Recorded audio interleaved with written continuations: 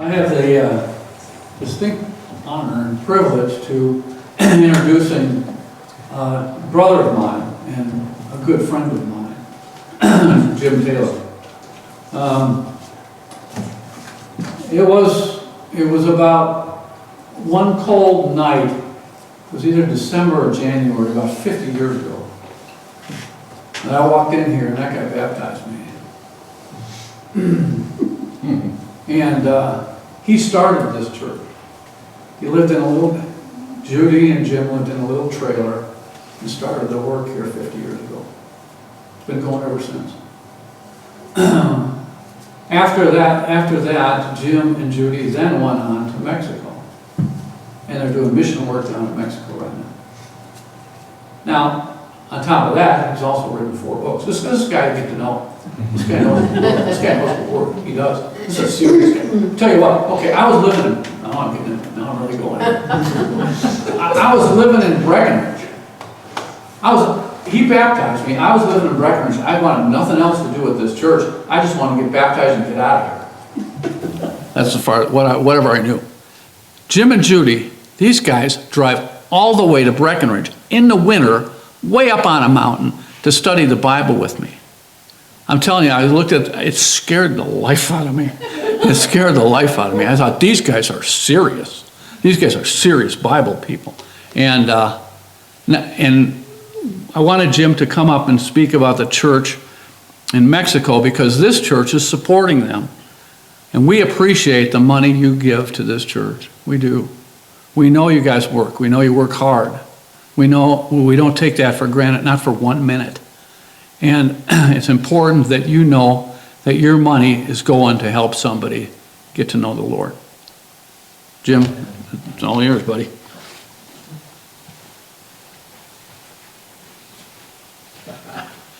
Thanks, Tim. I wish my mom had been here to hear that. Okay, we're going to start. And 2 things. Susan Smith said, don't forget this. We give cookies and coffee to the churches in Mexico. One of the churches growing so big we have to quit. We'd have to get 80, and that's just economically unwise. But we can get 30 for the little church in Villa Union. It costs $520. We have to take up a special correction because we're running nick and tuck with just buying the dispensers and paying the preacher. So she said to mention that. The other thing, she said there's an awful lot of people wanting to know how this church was started. And it was started in quite an unusual way. And so I'll go into what I can. I had a high-stress job in electronics for a long time. And I wanted out of it because of the stress. It was bad. And when a convenient time came, I went to Sunset School of Preaching. And after spent the years there they required, I came back to Colorado. I went to a little church where there hadn't been a baptism for 6 years, and I thought I was going to change that. Judy and I met people, studied with people. The first 10 months we had 16 baptisms. And 2 of them became preachers, 2 of them became elders, and it just worked out. It lasted a long time, took a long time for that. But anyway, I was called in by the establishment and said, these people are taking over our church, and I don't want any more baptisms in this church. And so the next Sunday, all of us met in the garage.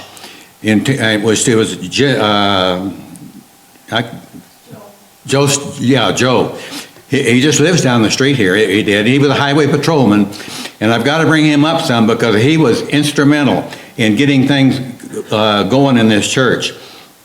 So we met in his garage, then we had a business meeting and said, where are we going to build our church? And Joe said, right here in Poncha. It wasn't, and I'll show you how God worked in getting this church started. It was less than 2 weeks. Joe found this piece of land that we're on right here. The widow lady, Ethelyn Finley up the street, owned it. She carried a note and we bought it. It wasn't less than a month he found a trailer and a mobile home put it out there, and there's a septic tank right out there underneath the playground, and there's a well that somebody moved over in the garage because it's in the garage now. And so we hooked up to that, and it was less than probably a month. Judy and I were out here, we were in our own place, and I drove by this as thank God that we have a place where we can worship God and that wants baptisms and wants to grow, and that's where we started this church. So we all went to work, and we started digging the foundation for this church building, the footer. Now, I went down to get a building permit, and the lady says, we don't have building permits for Poncha.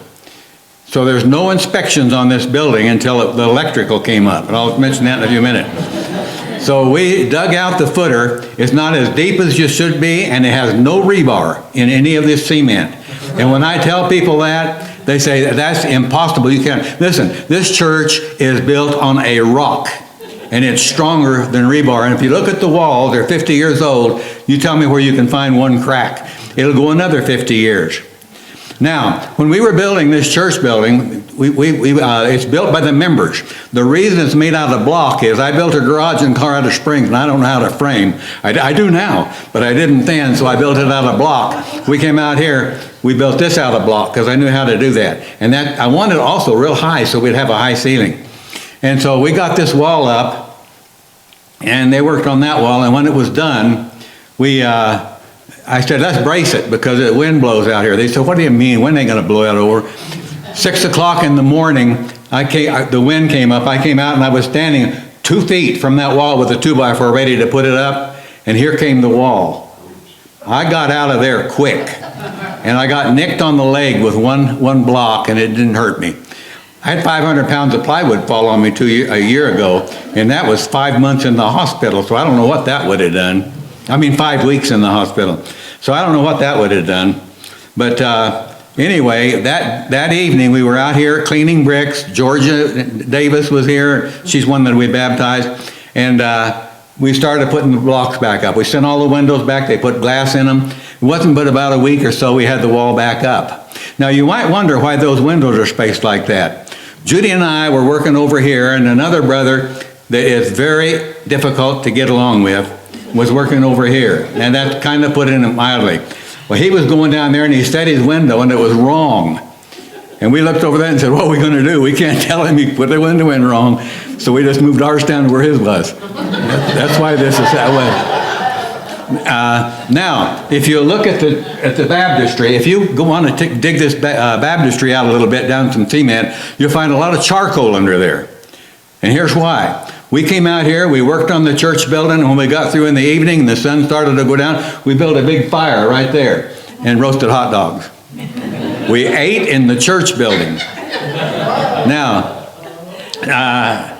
so that's the kind of the way it goes. Oh, these rocks back here, we went up in the mountains and picked them up. I don't think you're supposed to do that, but we got them and hauled them down here. And Larry Irvin across the street put all these rocks up here. It took him a month or more than that maybe. Then he made that cross, and then when he got all done with it, he says, now I want to be baptized. Oh man, that was a happy day. Well, it wasn't very long after that, and his wife was baptized. So that's the way all of this got started. One day Judy and I were looking out the window, and they were driving a sign in this property next door here. I went out and looked at it, and I said for sale. Before he got the sign in the ground, I was down there at Kirk Gibbs Real Estate. I said, what you got out there in Poncha? He said, 3 lots, big ones, $5,000. I said, I'll take them. And I bought them on the spot. And I did it because I thought, well, it's a good investment. I live on real estate investments. We do real well in it too. But that's the way that we preached here, is real estate investments. And so we went ahead and bought that land, and I felt guilty. So I said, call the church together. I said, look, I bought the land here that joins this. Do you think we'll need it for growth? And they said, yeah, every one of them. So I signed it over to the church. Man, did it work out beautiful. They kept it. I don't think we ever parked a car on there. We had that all illegally for I don't know how many years by not using it. You can't have exempt land unless you're using it. Well, we were using it to look at it. And so I signed it over to the church. Here, not long ago, that land sold for enough to put on this addition to the church building and have money left over for the Mexico work. They couldn't have worked out any more beautiful. Okay, so after that, some of the people that we baptized, I think, Don and Georgia Davis, we studied with them a while, and she was baptized rather quickly. And Don, he was a little reluctant. And Don worked for the telephone company. He was on Highway 285. and his truck, and a Coors beer truck came over and hit him head on. And Don was very seriously hurt. Here come a flower truck, and they picked him up and they put him in the back of the flower truck to take him to the hospital. The first time I talked to Don, he said, "I thought I had died and I was at my funeral." But anyway, he was baptized. As soon as he got out of his body cast, he was baptized. And that's how he and then did it. So, but there's lots of interesting stories. Somebody told me I ought to write a book about that, but that's not the kind of books I like to write. So, anyway, now, are you ready with the pictures? You betcha. Okay. Now, Judy and I preached here 24 years. During that time, we averaged a little over 2 baptisms a month. And so this church was started by 95% new Christians, and up clear through the time. That was a real problem, because I had just been through the school, and I needed some help with people that knew how to start churches and build buildings. So we just went ahead and got it all going, and after 24 years, I kind of had the same feeling when I was working in electronics. It's time to move on. So we did.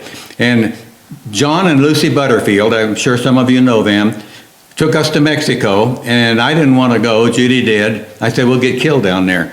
And so we went down there and stayed 10, 12, 15 days. We went up to Creel, rode the train up there. When we came back, we said, "We're going to retire, get backpacks, and head down the coast of Mexico to Guatemala." And that's exactly what we did. We got to Mazatlan, we settled in there. Everything went real well. And that's the church building, one of them. I don't know which one it was, but there's been so many. But that's the kind of church buildings we worship in Mazatlan. And we were there the first year, and everything went real smooth. And we picked up our stuff and started down the coast. And we got about halfway down to Guatemala, and we decided this isn't going to work. We can't find a church to worship in. The only reason we didn't make the trip is because of not being able to find a church to worship God. So we came back to Mazatlan, where there was a church. We stayed there. We left. Next year, we went back, and we went to another little church down the way, and there was not too many people there, but the little children came in hungry. And so I asked somebody, "What's the problem here?" And they said, "No time to eat breakfast?" They said, "No food." I said, "Well, that isn't going to happen here." So Judy and I, that very next day, went and we got food for that family. Then we said, "How many of these families here need help? You need groceries?" They said, "All of them." Now this is how we got started doing the dispenses. And we've been doing this a long time. I've got a letter here dated 2007 where all the churches were thanking us for the dispenses that we had given. Okay, so this is one of the buildings. Now we're going to tell you how we started the church. You want to take it and we'll look at this is inside, and this is the group there that met. You can tell it's kind of crowded, but that's when we're having our potluck. We get along fine in crowds like that. I like crowded churches. Now the next thing, we went out and we tried 3 times to start a church in Villa. It's 70,000 people and no church, and we went out there and finally we got one going. So this is that the next one? Yes. That's the preacher. That's Julio. We support him 10,000 pesos a month. 10,000 pesos is about $510 or $15 right now. And that's his brother with him and his family, and we just got him another car. We used to ride in his car, and every time we had to pick the windows up and put them back in. But anyway, we finally got enough together to get him. He's got a nice car, and we support him 10,000 pesos in Mexico is astronomical pay. If you have an engineering degree or something like that, you might make 8,000. But we pay him because he's working for the Lord and he is baptizing people. They've had 9 baptisms this year in Villa and in thing. Okay, now if you look at the next one, this is how we started the church in Villa. That's our church building. We were there about a week or 2, and all the time we were just getting there to get started. And then if you want to flip it again, it'll show what we do after we have church. That's the potluck. We don't do that every time, but I do it as much as we can, because these people, when we get through with the potluck there's nothing left over. And so, if you look at the next one, this is the first building we had, only after we'd been there 2 weeks. We rented that building. I can't remember how much we paid for it. Maybe $90 or $100 a month. If you do another one, there we are inside cleaning it up. We're cleaning it up so that we can get it ready for worship. So that little girl right there, I guess don't work. She worked hard. And when she got through, I gave her quite a few pesos. More money than she'd ever seen or had in her life. You can't imagine how she went wild with that. But anyway, we did that because I thought she had worked hard. Now, if you look at the next one, we put a sign over the building, and we wanted people to know, here we are, come worship with us. Okay, another one. And there we are inside the building. We hadn't been there very long, and you can see we have done well building that church. That church isn't, well, it's a little bit old, but all of that shows that the work that we've been doing, and Judy and I aren't doing this, the people are doing it. All we're doing is paying the bills. And so if you flip another one, this is a baptism. Now this happens to be in a river. In Vilunion, they baptize in the river. And the reason there are 2 people doing it, because we don't want to lose anybody. And when he got this one baptized, we brought him back out, and we look at another one. This is where we baptize him in the other church. It's the ocean. It's big enough. And so we baptized him, and this lady wanted to be baptized. And there's another one. They bought a baptistry. The reason they don't use the ocean is it's 8 blocks to it's a kilometer, 6/10 of a mile to the ocean. And it's hard for everybody to leave the church building to go to the ocean and get back. So we bought that, and that's where we baptize people now. Okay, another one. Oh, by the way, that one that was being baptized, he is out of the drug rehab center. The church in Mazatlan is working with the drug rehabs and trying to get people in the drugs to go to church to teach them there's a better way of life. We got a drug you can take that'll make you so high that you cannot believe it, and it's called salvation. And so we baptized him. Then we had another one. We had 3 that day. And now if you go another one, this is Claudia. She's blind. And somehow or another, we got in contact with her and brought her to church one time. She said, I'm going back. And she would not leave her family alone till they took her to church. And she was there every time the church met. And when we got there real early, she was already there waiting. And her name is Claudia. She's a beautiful young girl. And that's her making the good confession. The way we taught her was talking to her, because she can't read. And here's the next one. This is where we had to baptize her. That's not a baptistry. That is a water tank to supply the house with water. But we used it for a baptistry because it worked.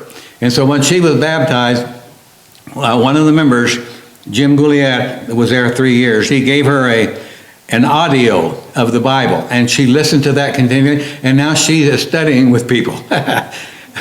Can't believe it. It's working. This is the way that God works with us and with this church. Now, if you do another one.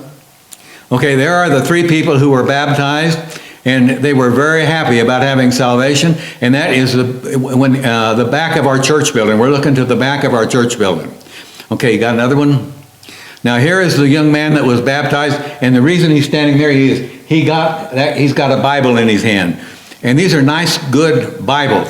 And everybody that's baptized, we give them a Bible, we try to study with them, and that's what he got. Now, next one. And there they all are. These are most of them out of the drug rehab. And they are there every single Sunday. And we're trying our best to let them see that God is the only way. And so they all got their Bibles and they read them. Okay? Now this is a despensa. If you look at it, it's got pasta, rice, beans, tomato puree, milk, and I can't remember anything that they can use. They do have to supplement a few things, but they got the money to do that, I think. And once we get that all bought at Sam's Club, a despensa costs about $1,100 to $1,200 US. And that's a lot of food there. They want to do the 4 carts, okay? Now that's what it looks like when it's all bagged up and ready to go. There's 30 of those. And we bag them up. They weigh about 35 to 40 pounds. Each one costs probably about $50. I don't know how much it would be. But we take them out and just start distributing them. First we take them to the church building in Villa Union, and the people that can come and pick them up, and they take them home with them. Now, you look at the next one. This is Castillo. I don't think that's his name. He told me that's what he wanted to be called. You can tell he has a few little problems, and I'm sure he grew up with the skin like his is, with a lot of problem. But we love the man, and we try to help him. And he doesn't go to church or anything, but he's just a neighbor that we tried to help. He got a piece of bread there in his hand. Okay? Now, this is a lady. What's her name? Okay. And we took her dispenser to her because she has no way of getting it there from the church building. And you can see that's the house she lives in, and so she's not really rich. Another one? This is another lady, and that's her house that she lives in. And we gave her dispenser. And if these women were in the church and they got those dispensers, they would not go home until they got somebody to help them to get them from their house from the church building to their house. Those things are prized, and sometimes we have to watch them because we want to make sure nobody gets in and just takes one. Okay? There's another one. This man, we took our dispenser to him. I don't know why he didn't get it, but we took it to him. Okay? Now, here's another family. Her name is Norma, and I don't know what her husband's name is, but not long after this picture was taken, he was killed in an automobile accident. Her son had just been injured in a motorcycle accident, and it took him 2 years to recover from that. And his little daughter broke her leg, but she got over it rather quickly. So that we took them the dispenser, and she is struggling getting by without her husband. Okay? Now, we don't do that. We're not going to quit doing this, but these are men that pick up their trash service, and we've been giving them a dispenser. Now they're going to get one at Christmas time and maybe at Holy Week, and that's it, because we're getting to where we need these for other uses. Okay?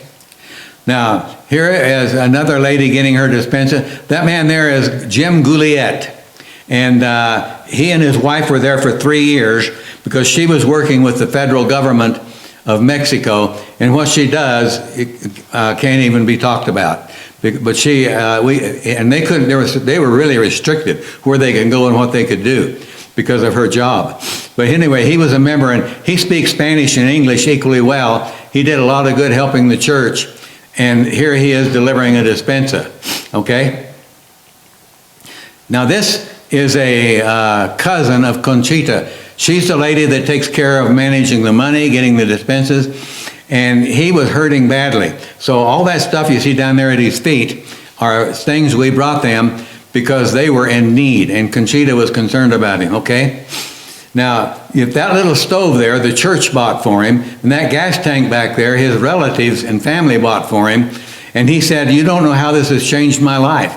I used to go out and every morning I'd cut wood to cook our breakfast and our lunch, and then we'd get it fixed. I don't think they even have a refrigerator."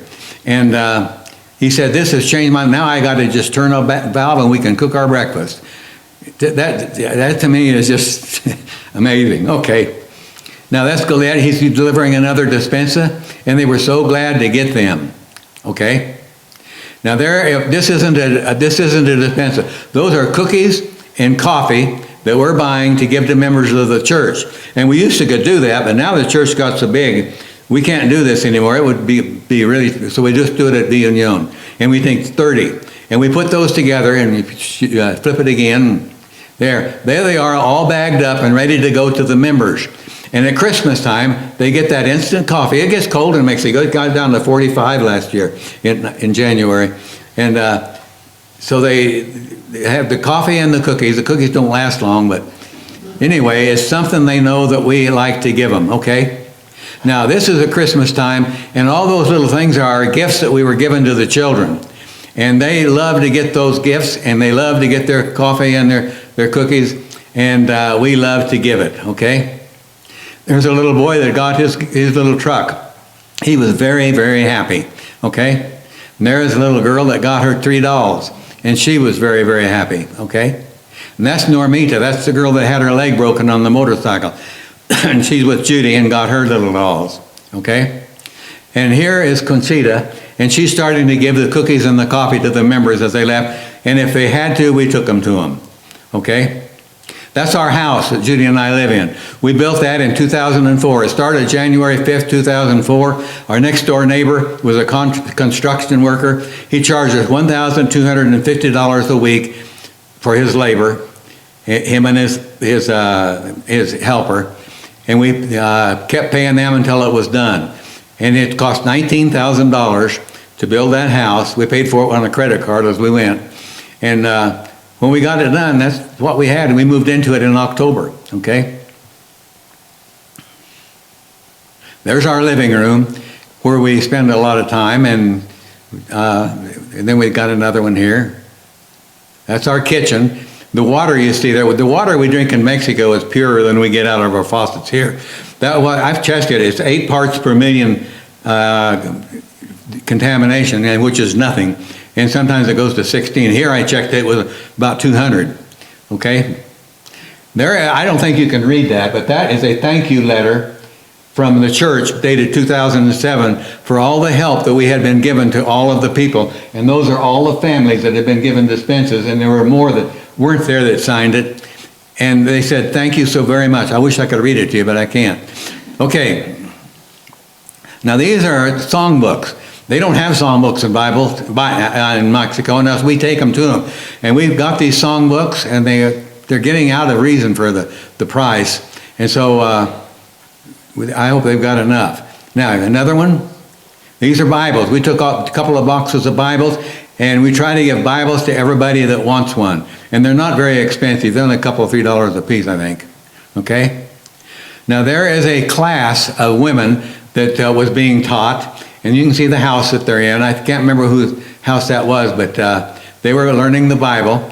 And it was full as could be. So if you flip another one, there they are outside waiting and listening. And that's their house that they live in where they have the Bible. This is what we do in Mexico. And we love it. And we'll go ahead now with another one. Okay, there are the little kids. They were learning about Jesus. Okay? And there they are having a good lunch. We try to have a potluck as often as we can, and we buy 2 pizzas. But those pizzas down there, one of them feeds 8 to 10 people because they're about like that, and they're thick. And so we buy them because we like to make sure people aren't hungry, okay? Now these are little children. We were having a church service, and these little children came and they sat down on the thing, and they were talking to each other. What are these people doing? And we told them, we're here, we're a church, we're worshiping God, and would you like to come in? And so we brought them in the house, the next one. We put them against the wall, and they thought we were going to shoot them. But anyway, we were told we wanted to take their picture. Was it okay? Yeah, take our picture, and then take another one, and take another one. And that little girl over there on the far left, she just couldn't get over having her picture taken. And we didn't have any film in the camera. We just used digital, so you can do as many as you want and then delete them. But anyway, we asked them if they'd like to stay. And next one. And that's where we had a class. And I don't know whether we're eating there. I think we're having the class. Okay, another one. Now, this lady came by, and I'm not sure that's the right sequence, but I guess it has to be. She wanted to know what we were doing. And we told her we were a church, and they're welcome to come if they want to. And then the next one. And then we gave her and all of her family a bit of the potluck we were having. Okay, another one. Okay, now here we are having a class. This is a little kids class. Okay? And here we are, after we get through with the kids class, we have a potluck. And we try to feed people. One more. Now, this little girl here with her hand up, we were bringing the meals we gave it to the 2 boys, and she said, "Where's mine?" And she was very unhappy that she didn't get her meal. So we made sure she got one, okay? After she got it, she said, "Leave me alone, I'm eating." You know, that is where a picture is worth 1,000 words. Here is Judy with one of the members in her house. That's where we took the dispensa. Okay? That's the last one. I thought there were two more. Oh, they're not on there. Okay, there's two more on my computer. One is a vacation Bible school that the church had, where you can see out in front of the church building a bunch of kids, and then the 3 teachers. You saw them. Okay, that's it for me. And if somebody else wants to take over now, and if anybody here is not a Christian, this is a good time to become one.